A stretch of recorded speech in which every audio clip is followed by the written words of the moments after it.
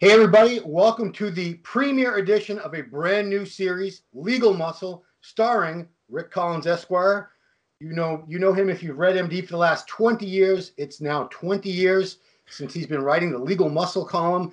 His groundbreaking book, Legal Muscle, came out in 2002. Many of you have read that and gotten a lot of useful information out of that. He's a senior partner at Collins, Gann, McCloskey, and Barry, PLLC, lawyers for those moments.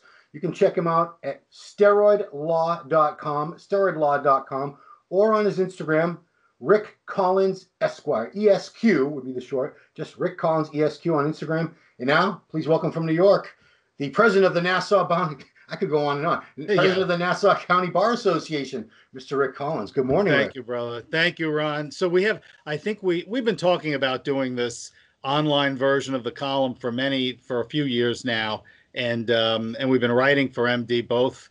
Is this your anniversary year as well? 2001 was my first MD column. So if this is 2021, yeah, it'll be 20 years.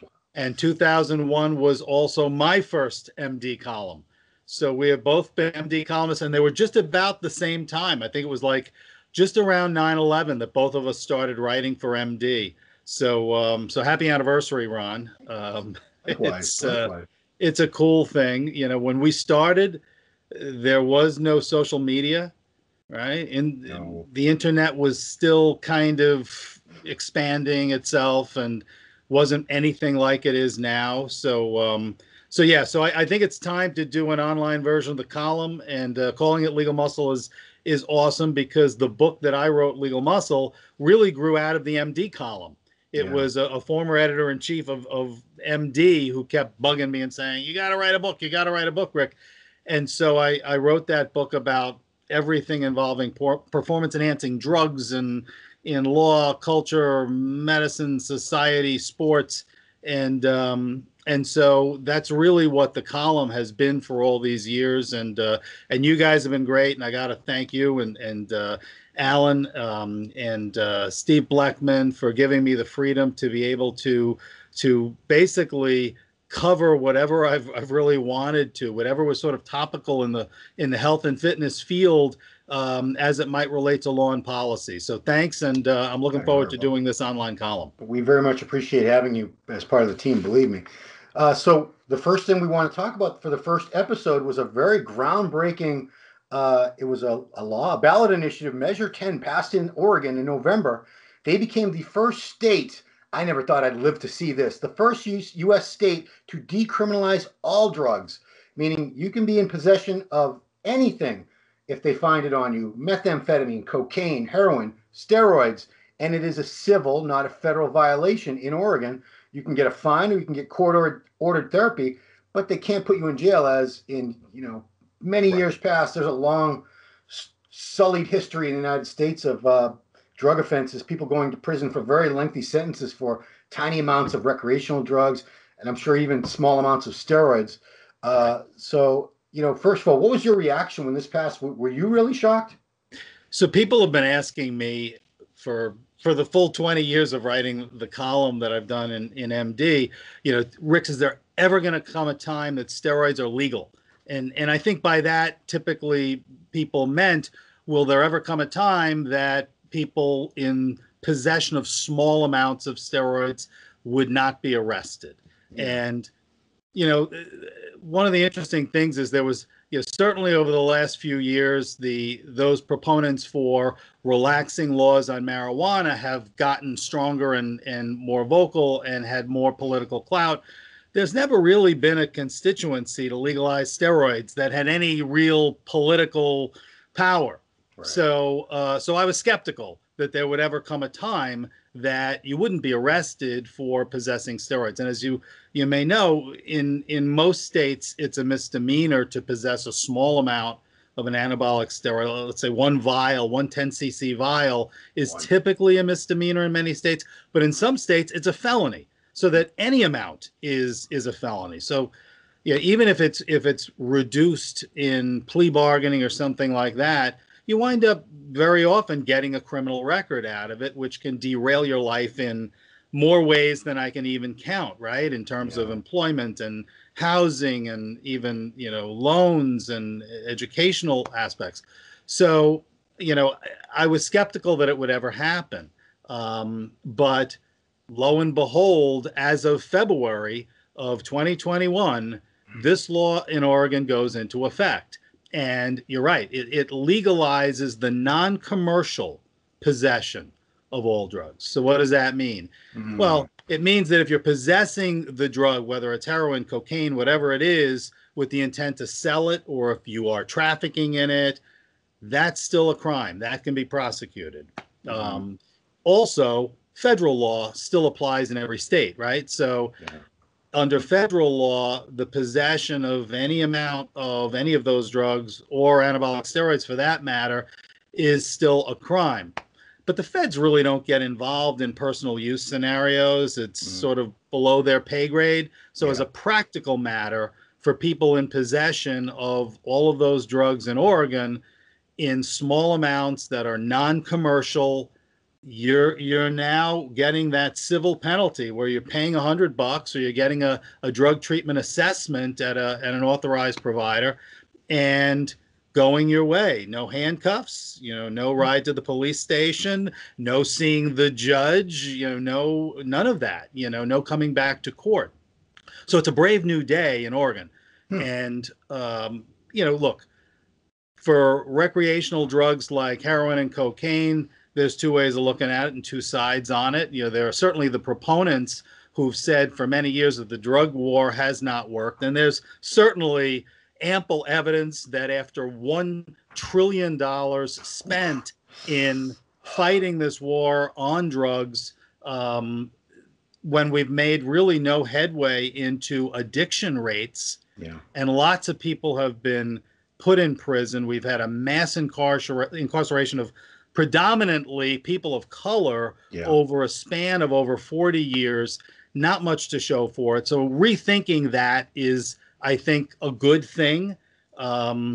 Certainly there are traditional drug warriors who say the world's going to end by this. I think the truth is it really comes down to the details of how it's done, because the treatment facility component to it is super important, right? I mean, certainly for recreational drugs. And so one of the problems that's already surfacing in Oregon is that the governor, Kate Brown, has said that there's a financial problem in terms of the funding of this infrastructure of treatment programs. So that the law of the decriminalization component of Measure 110 will go into effect, but the drug treatment infrastructure is still kind of being worked out. So, we won't be arresting people, but we may not be helping them either. And so that becomes sort of the problem, right? It all comes down to money very often. It's great intentions, but you've got to fund it. So that's sort of the big picture, and the media has been all over it, certainly on both sides of the equation.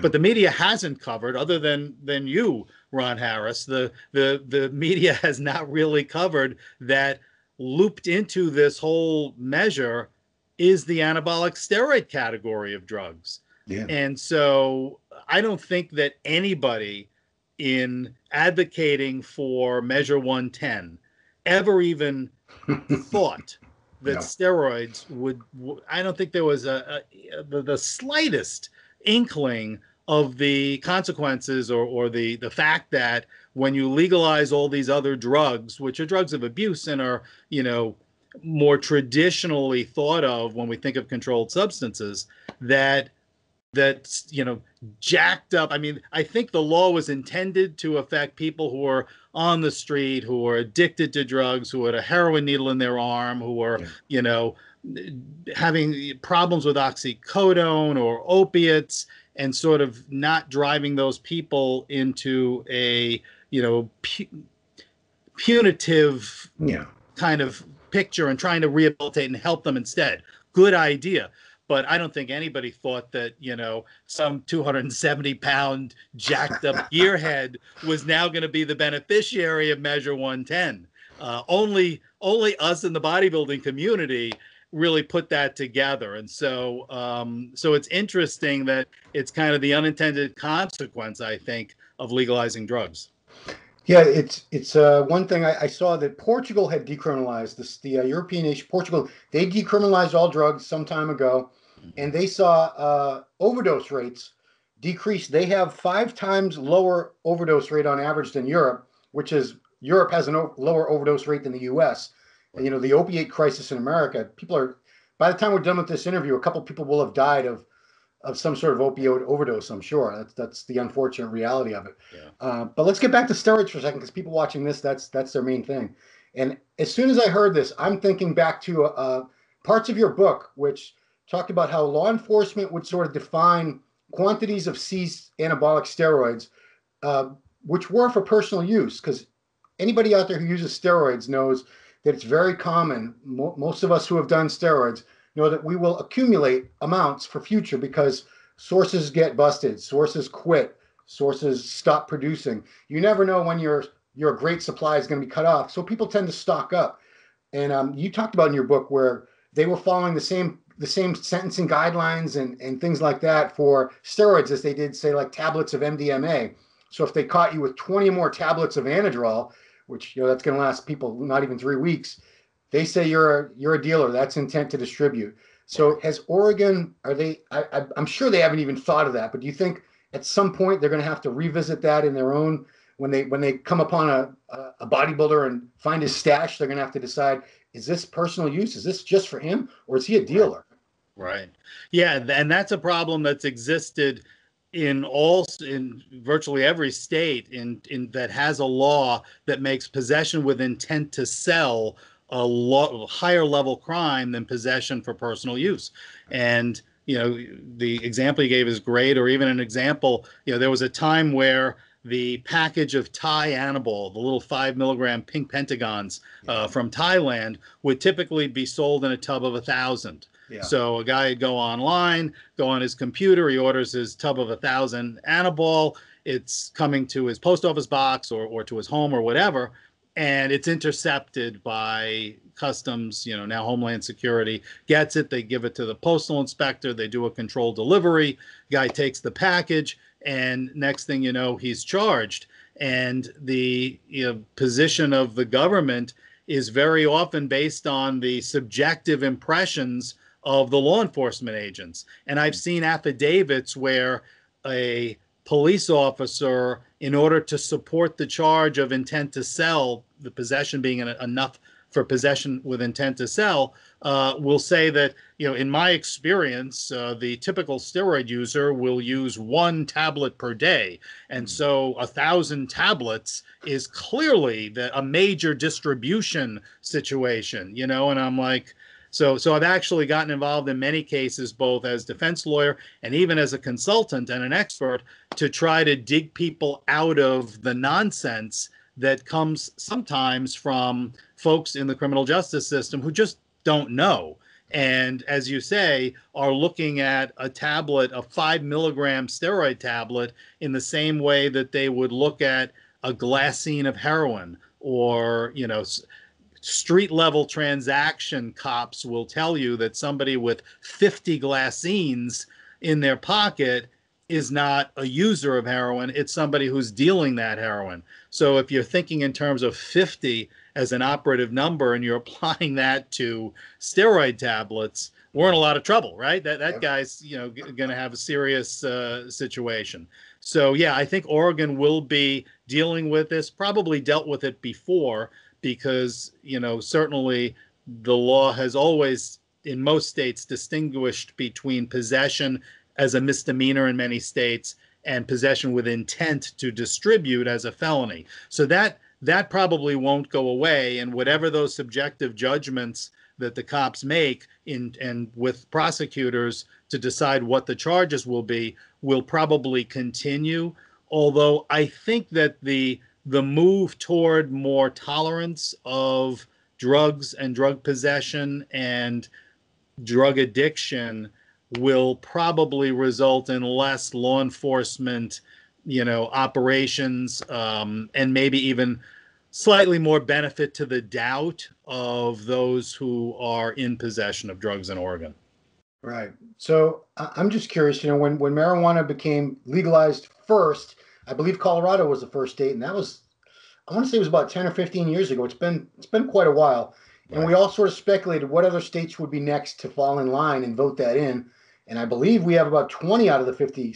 Right. It's almost Yeah. half of the US states now have legal recreational marijuana. Do you see this full decriminalization of drugs happening anywhere else? Any other states that are likely candidates for this to get voted in? Possibly, I think that sort of the Western corridor is probably going to be more likely to lead with it, whether it's, California perhaps, or Colorado or Washington State. That seems to be maybe where more progressive ideology exists for drug tolerance. And so if we start to see that, then, suddenly the steroid user will be in a very different situation than now. So I think part of it will depend how this experiment in Oregon works, right? So other states are going to be watching what's going to happen. Is the sky going to fall if we legalize these? The point that you made before about Portugal is very telling, because the U.S. drug warriors, when Portugal was talking about legalizing the possession or decriminalizing the possession of all non-commercial drugs, the U.S. drug warriors are like, the sky's going to fall. This is going to be the end of Portugal. You're going to have needle alleys. There's going to be people dying in the streets. It's, the complete crisis. And it was all nonsense. None of that happened. In fact, as you say, I'm not sure that addiction rates were super different afterwards. Right. But certainly there were a lot of positives, as you pointed out, and even just the amount of money saved, which instead of fighting it as a war, was shuttled over to rehabilitation and trying to help people who are addicted to more traditional drugs. So the Portugal authorities that I've seen through the years have said it was the best thing they ever did. It didn't end Portugal. It was a great thing that Portugal did. But we in this country tend to resist that. We're much more prohibitionist in our thinking about drugs. You'd think that we learn. I mean, we didn't learn from prohibition of alcohol, right? How did that work out? That didn't go well. And created organized crime, basically. Right? I mean, whenever you create a law that suppresses supply and there continues to be demand, you're going to have a black market. That black market is going to be unregulated. It's going to have its own dangers. It's going to bring in organized crime. You're going to have substandard, which is what happened with alcohol. If you remember, people were making gin in their bathtubs and people were dying from all bad. Al Capone, and how did the cartels, arise? I mean, look, our drug policies fueled many of the things that were the problems with, the sort of, why we had to keep fighting the war on drugs. It became a self-fulfilling prophecy. So I think, opening up to new possibilities is a good thing. In terms of addiction, I think there's a certain percentage of the human genome that wants to get high. And whether it's alcohol or it's traditional drugs, that percentage is probably going to continue more or less, no matter what you do. I think harm reduction is a super important thing to do so that you don't have overdoses. You try to control all the negative effects of the use and try to limit as much as possible the use, but also harm reduction. And I think the same thing applies to the bodybuilding community. There's a certain percentage of the bodybuilding genome that wants to get jacked. Yeah. And I'm not sure that, laws with respect to steroids are going to make a huge amount of difference for those folks. And driving them further into the underground lab, sources and stuff that's maybe, contaminated, substandard, potentially, tainted is probably not in keeping with any kind of harm reduction mentality. Yeah, I looked into the war on drugs briefly, and I saw that numerous studies have shown that all the strict penalties that people are supposed to be afraid of, prison terms, they have not been a deterrent to addiction rates at all. They have no impact on addiction rates. Right. People want to use drugs. The comedian Chris Rock said, you've never seen a commercial on TV for drugs, and you never will. You don't need to sell drugs. They sell themselves. Right. People want to use heroin, they want to use cocaine. Bodybuilders want to use anabolic steroids. They're Right. going to use them. It's just a matter, are you going to punish them for doing something that isn't really hurting anybody? And maybe we'll Well, talk about it. I've spent the last 20 years representing lots and lots of folks who wound up in the criminal justice system. Uh, Many of them dealers, many of them now a lot of underground lab guys. But certainly back in the day, and still to a degree, also personal users. People who are in possession of small amounts. I've represented people who had some gear in their gym bag in their car, and they're stopped for a traffic violation, or they're in a car accident or whatever, and certainly suddenly law enforcement is involved in the situation.